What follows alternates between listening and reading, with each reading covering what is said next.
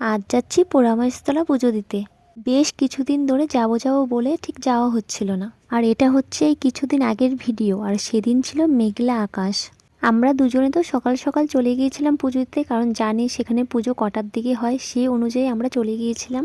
আর ওখানে যাওয়ার পর দেখলাম যে সঠিক টাইমে আমরা গেছি, এখনই পুজো দেবে, কিন্তু সেই সময় হঠাৎ কিছু লোকজন আসলো। তারপর দেখলাম যে শিব মন্দিরে বিয়ে হচ্ছে, তাই আমরা সব গুছিয়ে কালী মন্দিরে বসেছিলাম।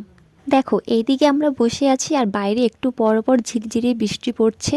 তার মধ্যে আবার শুনতে পেলাম যে এখানে বিয়ে হবে, আর সেই অপেক্ষায় আমরা দুজনে বসে আছি দেখব বলে।